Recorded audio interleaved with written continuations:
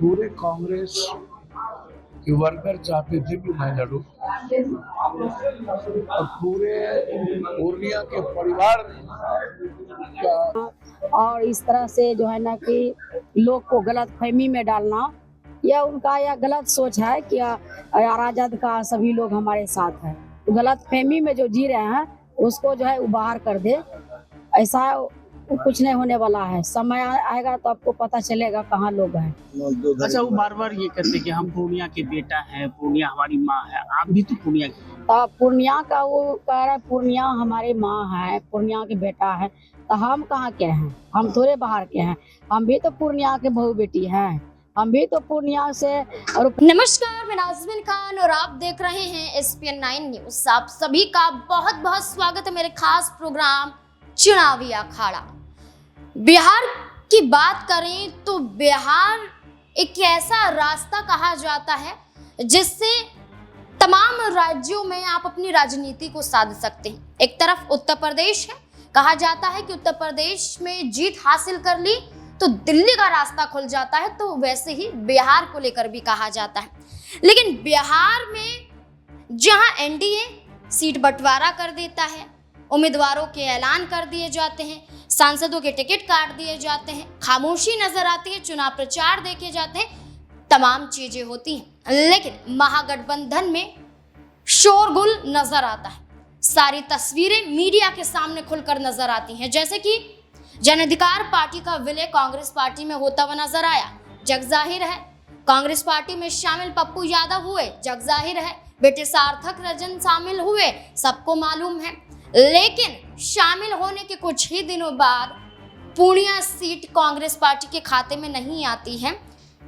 इस बात का दावा करते हुए कहते हैं पप्पू यादव कि मैं पूर्णिया से ही चुनाव लड़ूंगा और RJD को ये सीट कांग्रेस के खाते में ही डालनी पड़ेगी। अब देखिए कि कांग्रेस में शामिल होने से पहले पप्पू यादव से पहले की बात करें तो कांग्रेस पार्टी में सीट बंटवारा हो गया था। सीट बंटवारा हो गया था तो कांग्रेस पार्टी को तो बखूबी मालूम है कि उनके खाते में कौन सी सीटें आई हैं, इन 9 सीटों में कौन सी सीट आई है। तो यहाँ पर देखा जाए तो ये जब पता है तो पप्पू यादव को भी मालूम होगा। पप्पू यादव को RJD में शामिल होना चाहिए था, ना कि कांग्रेस पार्टी में शामिल होना चाहिए था। लेकिन पप्पू यादव भी एक बड़ी गलती करते हुए नजर आते हैं। लेकिन अब समर्थन मांग रहे हैं, जनता का समर्थन मांग रहे हैं, जनता से पैसों का समर्थन मांग रहे हैं और कई सहयोगी दलों का समर्थन मांगते हुए नजर आ रहे हैं। साथ ही साथ RJD को ललकार रहे हैं, कांग्रेस पार्टी पर भी निशाना साध रहे हैं। क्या कुछ यहाँ पर पप्पू यादव कहते हुए दिखाई दे रहे हैं, सुनिए जरा। के रूप में आप मैदान में आज क्या देख रहे हैं? इस निर्दलीय प्रत्याशी, जनता के प्रत्याशी, जन प्रत्याशी के रूप में और देश 130 करोड़ के लोगों के दिल में मैंने जगह बनाया है, उनका आशीर्वाद और उनकी भावना है कि इस देश में जाति पाति की राजनीति खत्म हो, हिंदू मुसलमान की राजनीति खत्म हो और दलों में जो अहंकार है, जो अपने अहंकार के बदौलत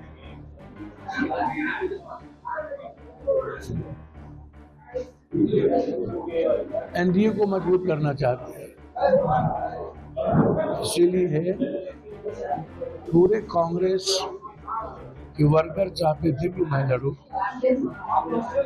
और पूरे पूर्णिया के परिवार का था कि पप्पू ही लड़े। हम तो मधेपुरा सुपौल चले जाए, आज तक वहाँ कैंडिडेट घोषणा नहीं हुआ मधेपुरा सुपौल। आज के बाद ही करेंगे, यानी अभी भी पप्पू का इंतजार हो रहा है। आप खुद देख लीजिए ना, पूरे बिहार का कैंडिडेट का घोषणा हो गया, मधेपुरा और सुपौल का कैंडिडेट का घोषणा ही नहीं हुआ। जैसा कि आपने पप्पू यादव को सुना, उसके बाद यहाँ पर बात करते हैं बीमा भारती की। JDU पार्टी की विधायिका 5 बार का विधानसभा चुनाव जीत चुकी हैं। आरजेडी की तरफ बढ़ती हैं और आरजेडी की तरफ बढ़ने के बाद पूर्णिया सीट मिल जाती है, नामांकन दाखिल हो जाता है। बीमा भारती कई बड़े राज पप्पू यादव की खोलती हुई नजर आती हैं। इतना ही नहीं, बीमा भारती ये भी कहती हुई दिखाई देती हैं कि वीआईपी अध्यक्ष मुकेश साहनी उनका साथ देंगे, चुनाव प्रचार करते हुए नजर आएंगे।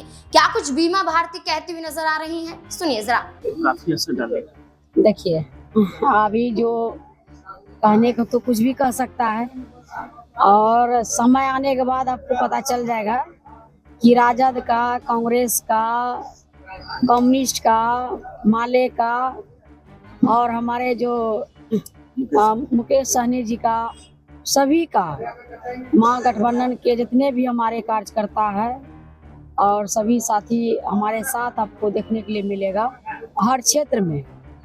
और सब लोग अभी घूम रहे हैं, कोई कहीं है कोई कहीं है, ऐसा नहीं है कि उसके साथ में है।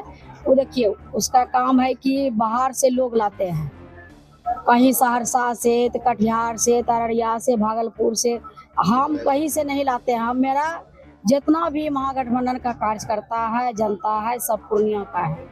पूर्णिया से लेकर के हम साथ में घूमते हैं, सब जगह जाते हैं। उस तरह से नहीं है कि हम कहीं से ला करके हो करवाना और इस तरह से जो है ना कि लोग को गलत फहमी में डालना, यह उनका यह गलत सोच है कि राजद का सभी लोग हमारे साथ है। तो गलत फहमी में जो जी रहे हैं उसको जो है वो बाहर कर दे, ऐसा कुछ नहीं होने वाला है। समय आएगा तो आपको पता चलेगा कहाँ लोग हैं। अच्छा, वो बार बार ये कहते हैं कि हम पूर्णिया के बेटा हैं, पूर्णिया हमारी माँ है। आप भी तो पूर्णिया की। तो पूर्णिया का वो कह रहा है पूर्णिया हमारी माँ है, पूर्णिया के बेटा है, तो हम कहाँ के हैं? हम थोड़े बाहर के हैं, हम भी तो पूर्णिया के बहू बेटी हैं। हम भी तो पूर्णिया से, रुपौली विधानसभा पूर्णिया से बाहर थोड़े हैं।